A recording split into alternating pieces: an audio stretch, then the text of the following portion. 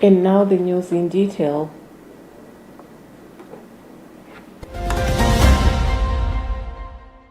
Turkey and Lebanon, where he is expected to focus on peace in the Middle East, meet political leaders and show his support to Christians in the region. The Pope will travel to Turkey from November 27th to the 30th, then proceed to Lebanon from November 30th until December 2.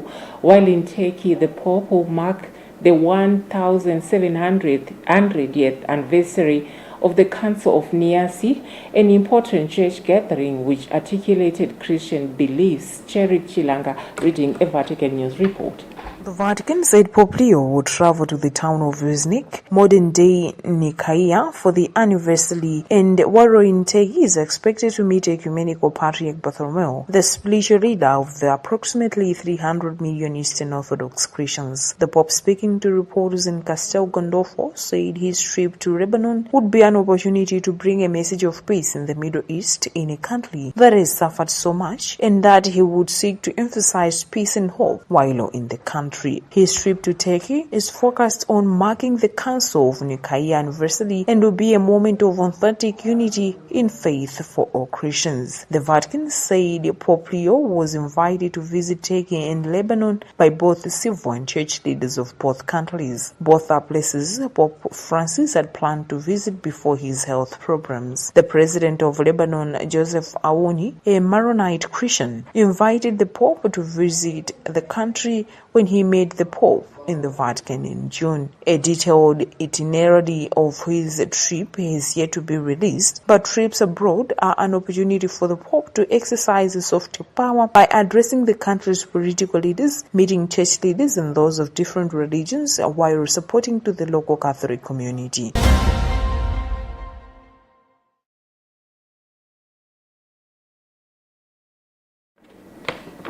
President Peter Mutharika has vowed that his government will dedicate itself to lifting Malawians out of poverty and driving the country towards sustainable development.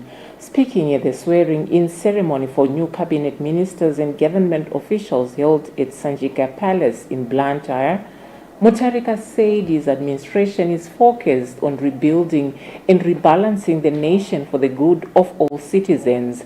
The president expressed concern over the hardships Malawians endured under the former Malawi Congress Party MCP government, noting that those challenges inspired his decision to rerun for election in the September 16th general elections. Emmanuel Chiwocha gives us more. The swearing-in ceremony was filled with joy and celebrations as family members and friends looked on while the newly appointed officials and ministers took their oath of office. In his address, President Mutharika expressed gratitude to Malawians for entrusting him with a new 5-year mandate, pledging to serve the nation diligently and work towards improving citizens' living standards. He also warned the newly appointed ministers and officials against engaging in corruption, urging them to carry out their responsibilities with integrity, patriotism, and selflessness. This government will not tolerate any form of corruption, the president emphasized. I'd like to start by congratulating each one of you as you are respected appointments.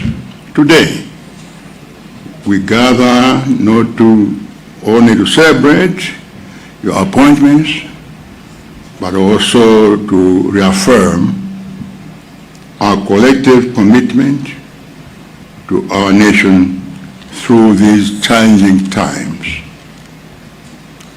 The vision for my administration is for all Malawians to free them from the current economic crisis and rebuild this country through discipline, governance, hard work, and fundamental change in our minds. Among those sworn in were Honorable George Shaponda, Minister of Foreign Affairs, Honorable Joseph Mwanamveka, Minister of Finance, and Honorable Alfred Dangata, Minister of State. Additionally, Dr. Justin Saidi was sworn in as Chief Secretary, with Stuart Rigomeka appointed as Deputy Chief Secretary. For Luntha News in Elilongwe, this is Emmanuel Jiwocha.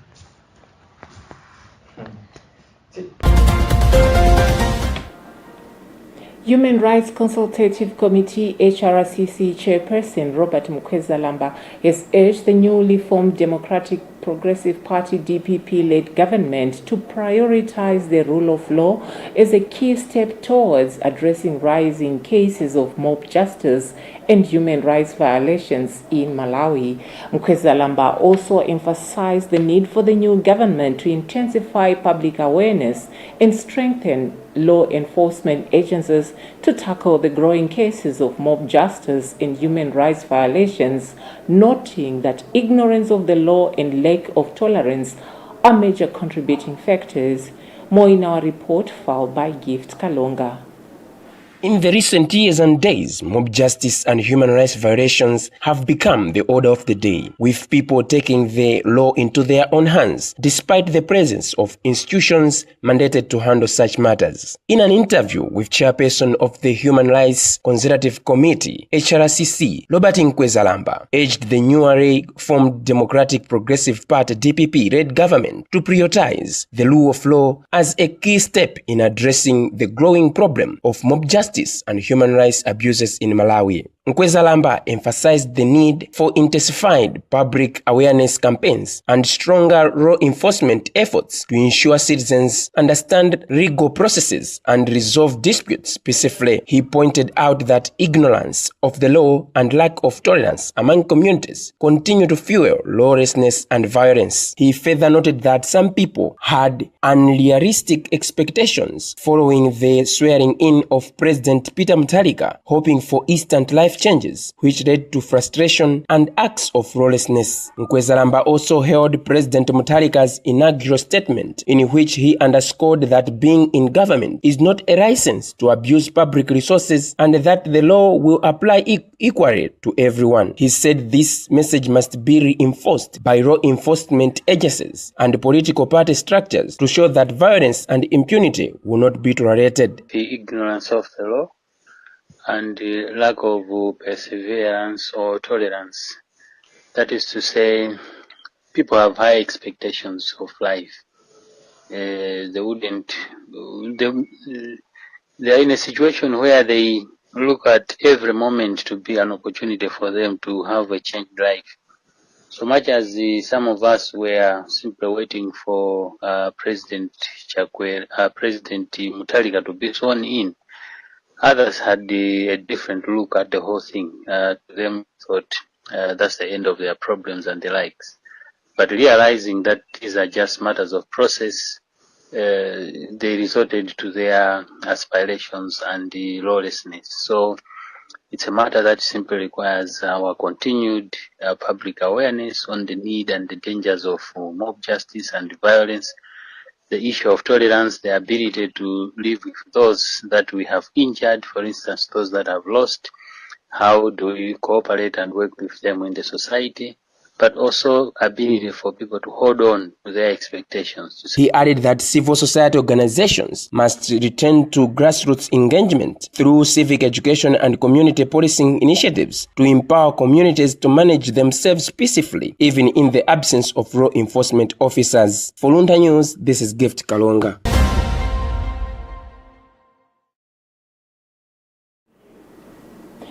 Health expert George Jobe has emphasized the urgent need for Malawi to strengthen health financing, accountability, and infrastructure if the country is to achieve universal health coverage (UHC) by 2030.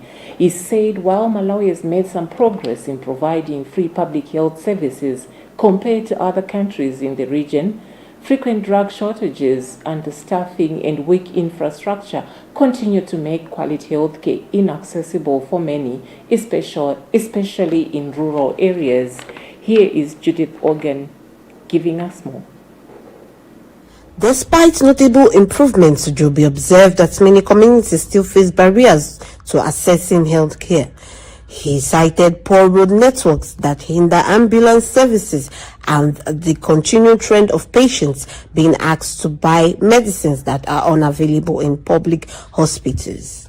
Jobe stressed that building an equitable health system requires stronger financing, referencing the Abuja Declaration, which recommends that at least 15% of the national budget be allocated to the health sector. Malawi has made some more progress toward the universal health coverage. For example, we know in Malawi there's a free public health services, whilst in the region, in other countries, people pay some user fees. And also there has been some progress through the establishment of what is called the social health package. However, frequent drug shortages and also understaffing and the weak infrastructure still make quality. Jobe further said cases of drug theft and absenteeism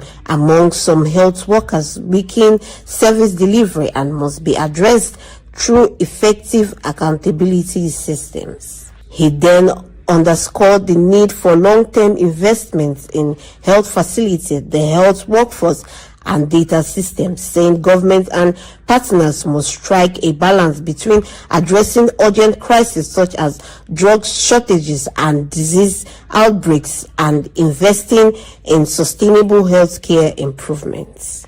He concluded by reaffirming that a well-financed, transparent, and people-centered health system is vital to achieving universal health coverage and ensuring no Malawian is left behind. For Luntha News in Lilongwe, this is Judith Organ.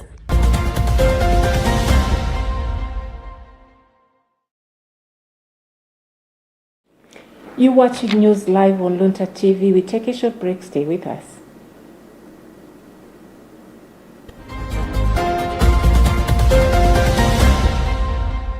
Kulipia school fees kwa kuhega tobano. Listen the fees by Airdo Money. Muta kulipia school fees mosavuda kudzera pafoni yanu. Tsadirani ndondomeko zotsatirazi. Choyamba, imbani *211#. Pamene yomwe mutapatsidwe, sankhani 8 kuti mulipire fees. Pitirizani posankha 1 yomwe ndi St. Fees.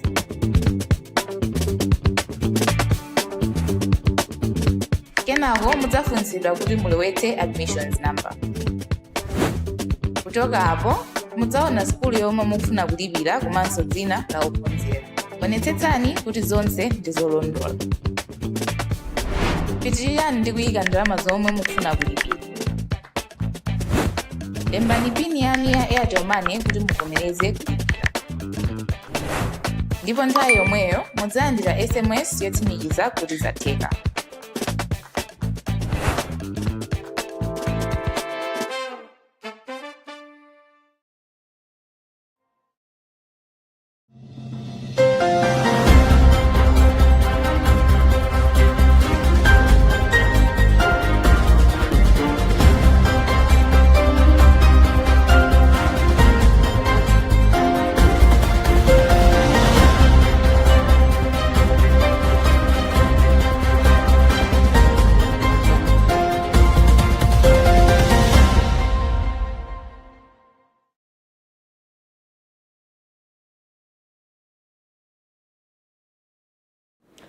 Welcome back. If you're just joining us, this is Luntha TV News and I'm Kathy Matura. Before we proceed, here's a recap of the news making the headlines at this hour. Pope Leo XIV set for the first international trip to Turkey and Lebanon, focusing on peace in the Middle East. President Mutharika vows to lift Malawians from poverty and rebuild the nation. Salima Sugar Company resumes operations after security closure. In news from the African continent, Burkina Faso arrests 8 NGO workers over alleged espionage and treason.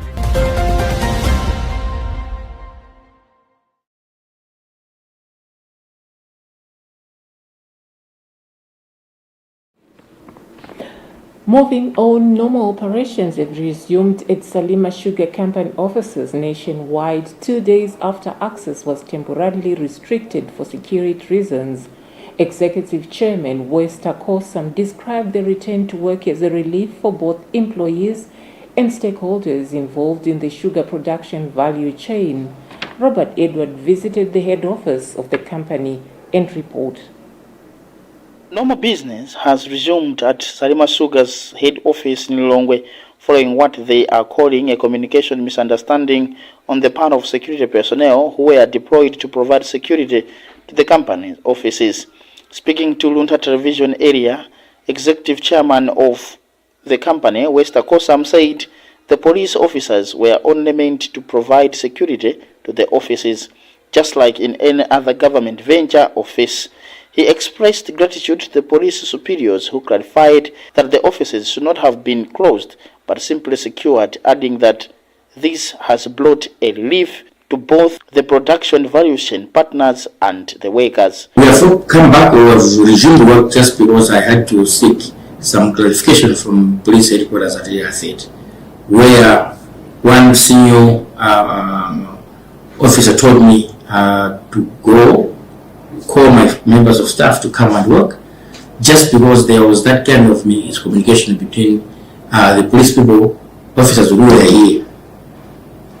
They were told not to stop us from working, but provide external security to safeguard the property that are here. On Monday, the offices had been inaccessible due to the presence of uniformed personnel. In a similar closure also affected the National Economic Empowerment Fund NIF offices. For Luntha, this is Robert Edward.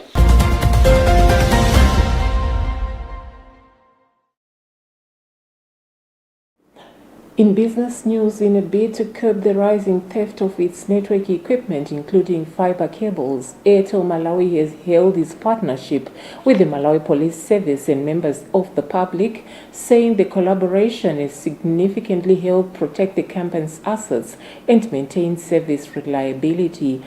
Airtel Malawi's Network Director Mphatso Manda made the remarks during a press briefing held in Lilongwe, where he noted that vandalism and theft of network infrastructure had previously affected communication services in several districts across the country. We have a report being read by Gift Kalonga. Manda explained that through close coordination with law enforcement agencies and community policing structures, Airtel has managed to recover stolen equipment and strengthen surveillance in hotspot areas. He added that the company has also intensified public awareness campaigns aimed at discouraging vandalism and promoting protection of national communication infrastructure. We usually have a warning tape, and our pipes or the cable ducts are colored, Airtel colors, white and red.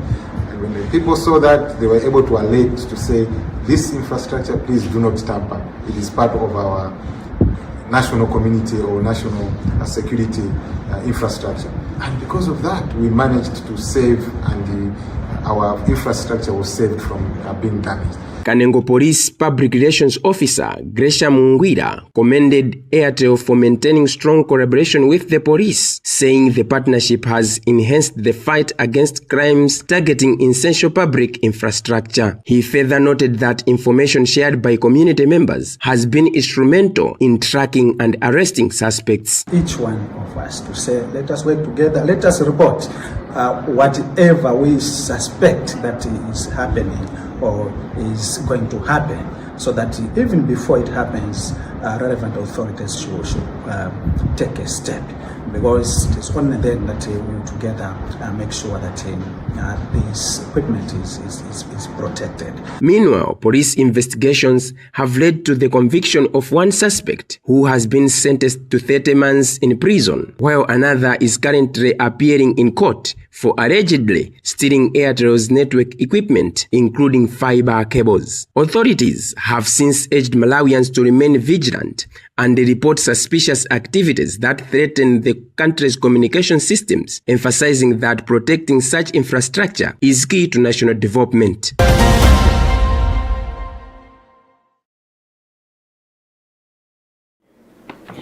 In sports news, Flames head coach Callisto Passoa has expressed confidence that his players are prepared to take on Equatorial Guinea in the FIFA World Cup qualifiers on Thursday, October 9 at Bingu National Stadium.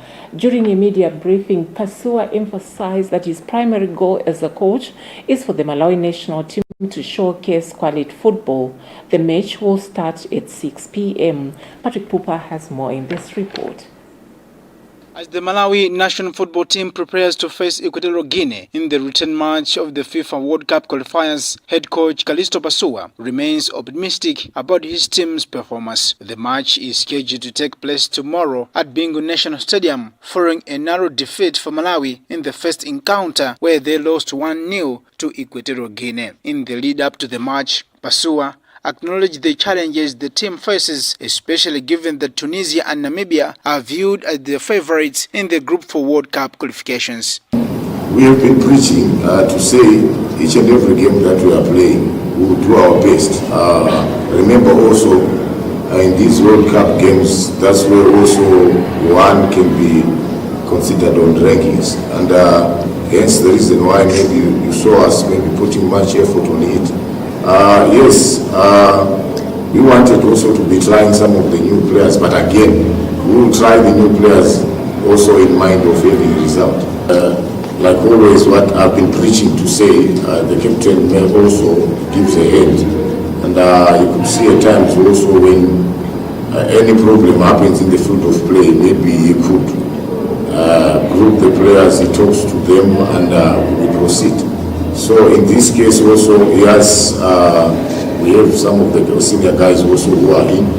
Maybe they will take over, then we see how we go. However, he reiterated his commitment to instilling a sense of resilience and determination within the squad. Passoa emphasized the importance of playing quality football and expressed his belief that the Flames, despite the odds, have the potential to prove their mentor on the pitch. For Luntha News, this is Patrick Pupa.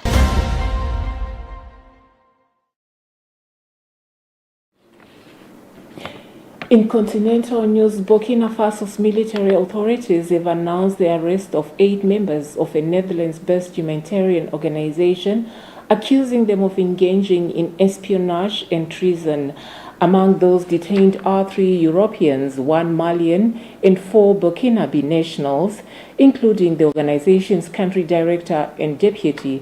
According to Security Minister Mahamadou Sana, the group is alleged to have gathered and shared sensitive security information with foreign powers, information that could harm Burkina Faso's national security and interests. Here is a BBC News Africa report read by Charity Chilanga. The International NGO Safety Organization INSO, which provides safety information for humanitarian workers, has strongly rejected allegations of espionage made by Burkina Faso's military government. Speaking to the BBC's Newsday program, INSO representative Anthony New revealed that the organization's Burkina Faso country director has been in detention since July, when INSO was suspended by authorities, while 7 other staff members were arrested. Authorities suspended INSO on 31st July for 3 months, accusing it of collecting sensitive data without authorization. The NGO, which has operated in Burkina Faso since 2019, was later accused of continuing its work secretly despite the suspension. However, New dismissed the claims, explaining that all information gathering activities stopped on July 31st. He said the remaining staff only stayed in the country to handle the detentions and fulfill existing obligations.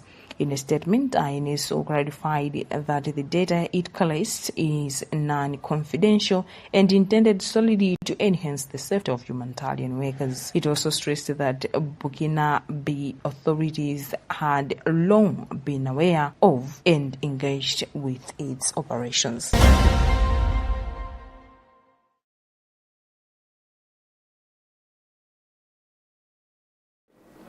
The BBC report on the tense and complex environment for international aid groups operating in the Sahel region, read by Charity Chilanga, marks the end of this bulletin at this hour. But before I go, here is a recap of the headlines.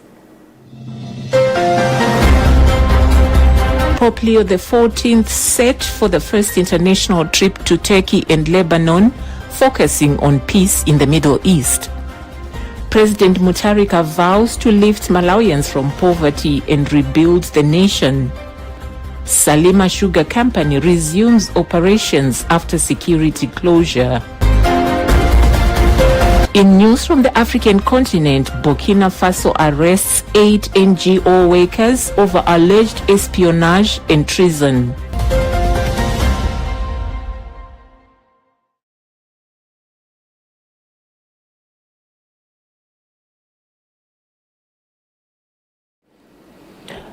That concludes our bulletin. As we report on the pursuit for peace, justice, and development, we are reminded of our shared mission to build a more hopeful nation. From all of us at Luntha TV, thank you for choosing us. I'm Kathy Matura. Thank you for watching, and goodbye for now.